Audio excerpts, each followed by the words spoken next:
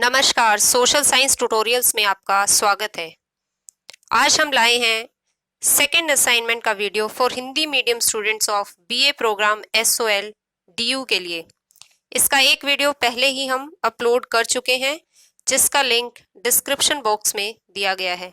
यदि आप चैनल पर नए हैं या अभी तक आपने चैनल सब्सक्राइब नहीं किया है तो चैनल को सब्सक्राइब कर लें। अगर आपको वीडियो पसंद आए तो लाइक कीजिए, दोस्तों के साथ शेयर कीजिए, कमेंट करके हमारा उत्साह बढ़ाइए। Let's start with the question.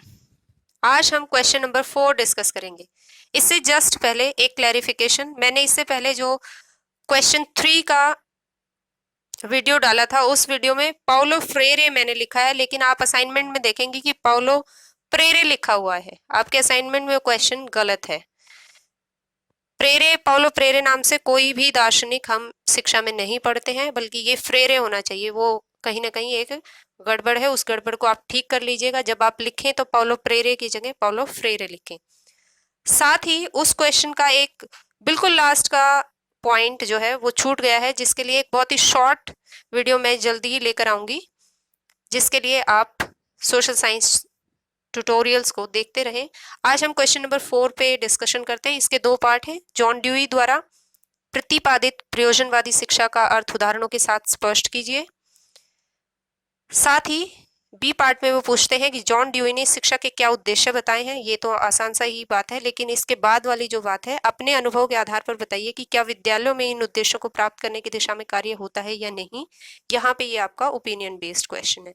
चलिए स्टार्ट करते हैं। ए पार्ट बेसिकली बात करता है कि प्रयोजनवाद क्या है और प्रयोजनवाद किस तरह से ड्यूई का जो पूरा एजुकेशनल डिस्कोर्स है उसमें हमें दिखाई देता है।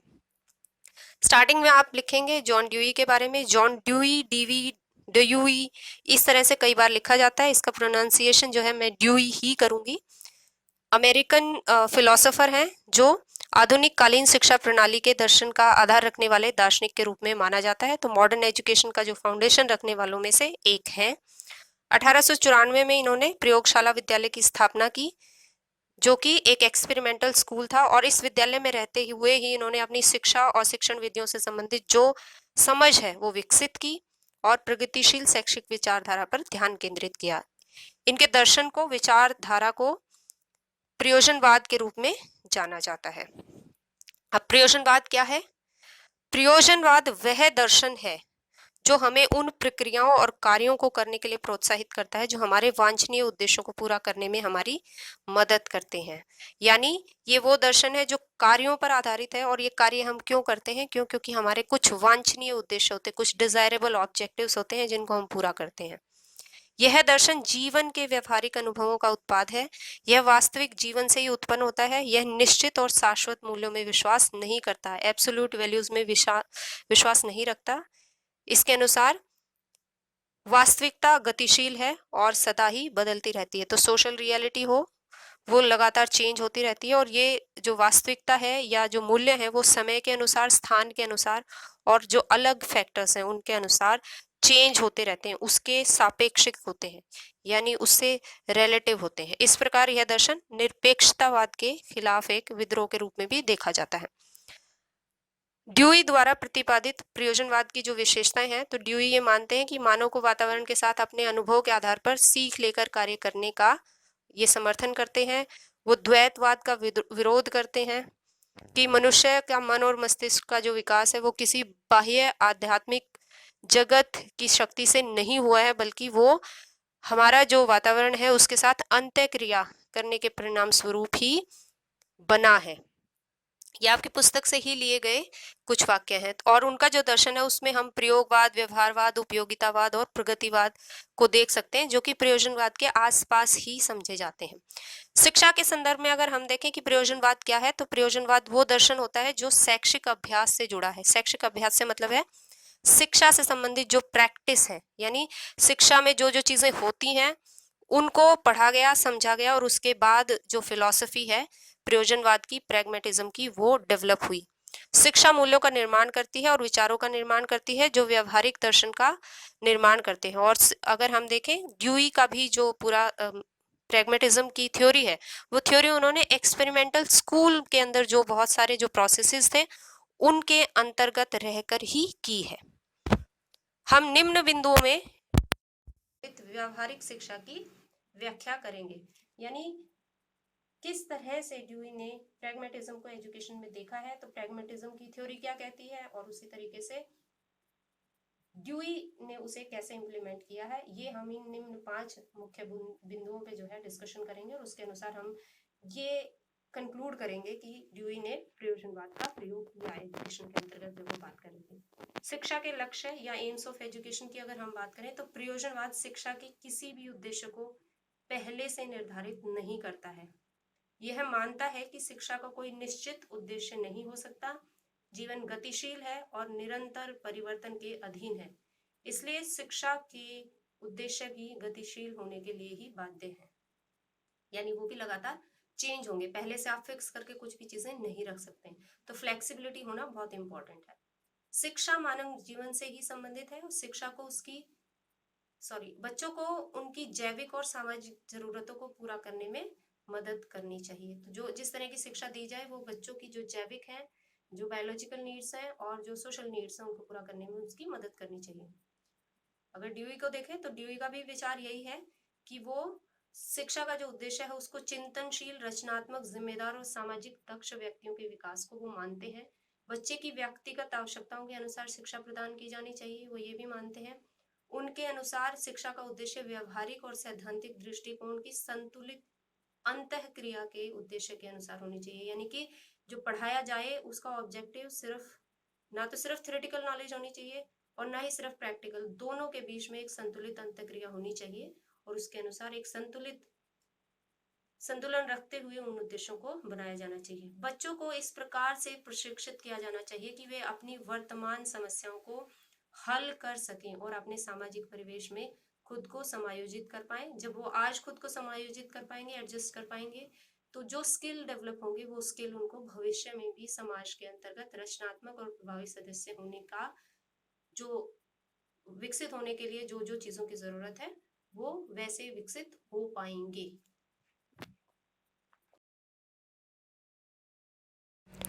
नेक्स्ट पॉइंट शिक्षण के तरीकों से संबंधित है।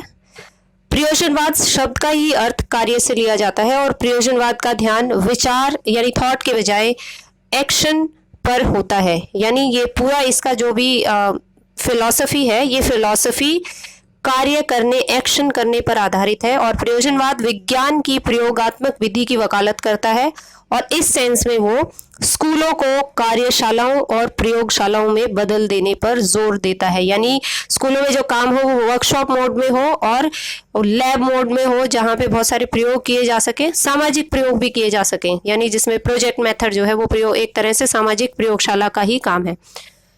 ड्यूई ने भी प्रयोजनवाद की तरह उस पद्धति पर जोर दिया है जिसमें गतिविधि करना, करके सीखना, प्रयोग करना और अनुभव आधारित शिक्षण अधिगम प्रक्रिया शामिल होती है। उनके अनुसार जो पूरी शैक्षिक प्रक्रिया है वो गतिविधि कार्य के इर्द गिर्द ही घूमती है। अगला पॉइंट पाठ्यचर्या को देखें, करिकुलम को देखें, तो करिकुलम जो प्रयोजनवाद है वो एक व्यवहारिक और उपयोगितावादी दर्शन है, इसलिए वो मनुष्य को सामाजिक रूप से कुशल बनाने पर जोर देता है।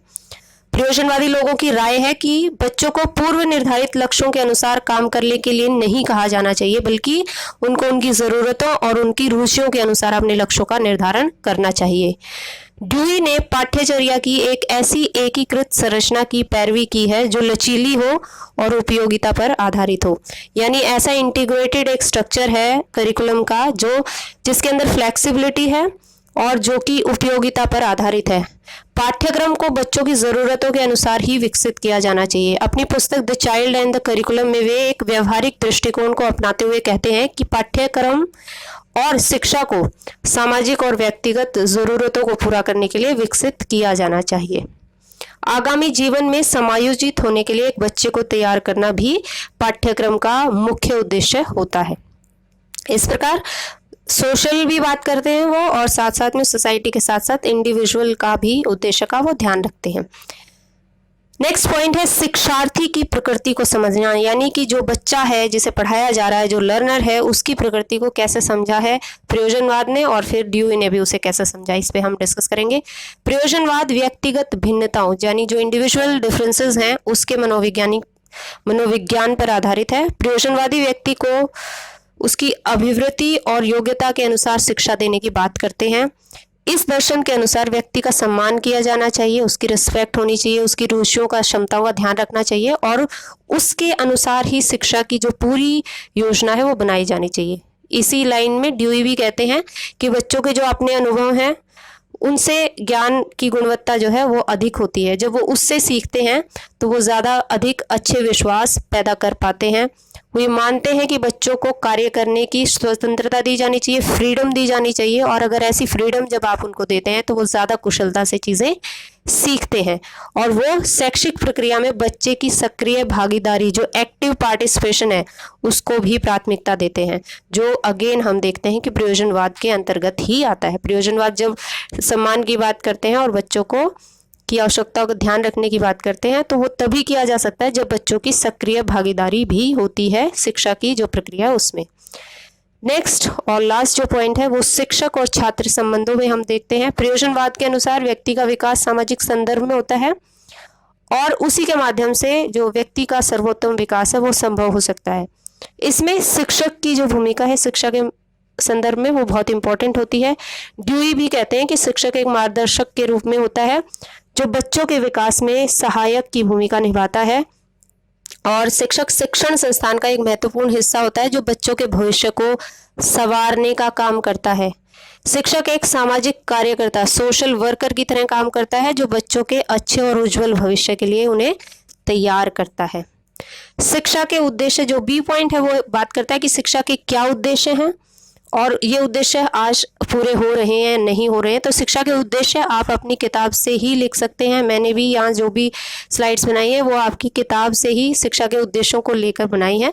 इसमें उपयोगिता का उद्देश्य है जिसमें वो बात करते हैं कि शिक्षा उपयोगी होनी चाहिए व्यक्ति के लिए भी और समाज के लिए भी। तो ये सारे पॉइंट्स आप उसमें डाल सकते हैं। शिक्षा का व्यवहारिक उद्देश्य यानी वो प्रैक्टिकल होनी चाहिए, बच्चे की जो भी प्रैक्टिकल स्किल्स हैं उनको डेवलप करना चाहिए और स्कूल का ये कार्य है कि वो इस तरह की एजुकेशन प्रोवाइड करे। एक और इम्पॉर्टेंट जो पॉइंट है वो लोकतांत्रिक मूल्यों पर आधारित है, यानी डेमोक्रेटिक जो वैल्यूज़ है वो बच्चों में स्कूल के द्वारा या एजुकेशन के द्वारा इनकलकेट होनी चाहिए। और वो ऐसा क्यों कह रहे थे? क्योंकि अमेरिका में जिस समय पे वो एजुकेशन के बारे में बात कर रहे थे उनका खुद का भी ये विश्वास था कि एजुकेशन बहुत इंपॉर्टेंट है किसी भी डेमोक्रेटिक सोसाइटी में डेमोक्रेटिक वैल्यूज़ डेवलप करने के लिए।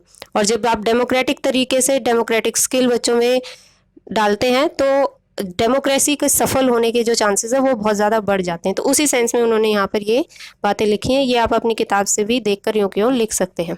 सामाजिक वातावरण में समायोजन का उद्देश्य यानी सोशली एडजस्ट कैसे होते हैं इसके उद्देश्य है। और एक बहुत इंपॉर्टेंट जो बात है वो है अनुभव आधारित शिक्षा यानी एक्सपीरियंस बेस्ड एजुकेशन, कि बच्चे को एक्सपीरियंस दिया जाता है, बच्चा जो भी काम हो रहा है उस काम के अंतर्गत वो खुद से कुछ काम करता है या उसके जो सामाजिक अनुभव है जो क्लास में अगर लेकर आए जाते हैं जिसके आधार पर वो बहुत सारी नई चीज़ें सीखता है और आगे जीवन में चीज़ों को चेंज करने का जो पर्सपेक्टिव है वो पर्सपेक्टिव उसमें तभी संभव हो सकता है। अब इससे जो इम्पोर्टेंट लास्ट जो पॉइंट आता है वो पॉइंट जो आपसे पूछा गया है कि क्या विद्यालयों में ये जो उद्देश्य ऊपर लिखे गए हैं ये पूरे हो रहे हैं या नहीं हो रहे हैं, तो इस दिशा में कोई काम हो रहा है या नहीं हो रहा है।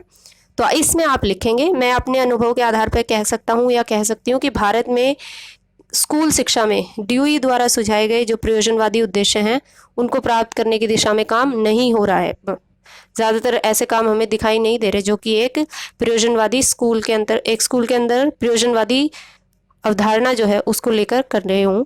तो आगे हम इस बिंदु को समझाने के लिए तर्क दे सकते हैं। पहला तर्क है शिक्षण में छात्र केंद्रित दृष्टिकोण के बजाय शिक्षक केंद्रित जो दृष्टिकोण है, तो टीचर सेंटर्ड अप्रोच है, चाइल्ड सेंटर्ड अप्रोच नहीं है। इसीलिए शिक्षण विधि, सामग्री या और जो भी क्लास प्रोसेस है उसको जब भी चूज़ किया जाता है उसमें बच्चों की आवश्यकताओं को, उनकी रुचियों और क्षमताओं का कोई ध्यान नहीं दिया जाता, जबकि प्रैग्मेटिज्म ये कहता है कि ऐसा होना चाहिए, या ड्यूई भी ऐसा कहते हैं। बच्चों को सक्रिय विद्यार्थी के रूप में नहीं माना जाता और शैक्षिक प्रक्रिया में उनकी कोई भूमिका नहीं होती। क्यों? क्योंकि हमारे यहाँ विद्यालय में सीखने के लिए अनुभव, जो एक्सपीरियंस है, प्रयोग है, इनके अवसरों का बहुत अभाव है, बहुत कम मौका हमें मिलता है कि इस तरह से सिखाया जाए। और ऐसा इसलिए होता है क्योंकि ऑलरेडी हमारे पास जो निर्धारित पाठ्यक्रम होता है शिक्षक को उसे पूरा करवाना होता है, सिलेबस कवर करना होता है और सिलेबस पहले से ही डिसाइडेड होता है। उसमें बहुत ज़्यादा फ्लेक्सिबिलिटी नहीं होती, लचीलेपन की उसमें कमी पाई जाती है। किताबी ज्ञान और स्मृति पर बहुत अधिक ध्यान, न कि समझ विकसित करने पर।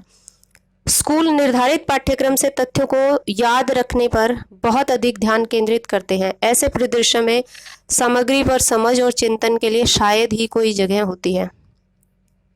तो ज़्यादातर रटने पे ध्यान दिया जाता है और किताबी जो बुकिश नॉलेज है उस पर ध्यान दिया जाता है, तो जिसके चलते ना तो समझ और ना ही थिंकिंग के ऊपर ध्यान दिया जाता है। तो ये भी एक कमी है, और जिसके चलते जो किताबी ज्ञान है उससे बच्चे जुड़ाव महसूस नहीं कर पाते, उसे समझ नहीं पाते, उससे कोई जो एनालिसिस है वो बेहतर एनालिसिस वो नहीं कर पाते और वो उसको सिर्फ रटते हैं। वो बच्चों के लिए फिर कोई उपयोगिता नहीं रखता है।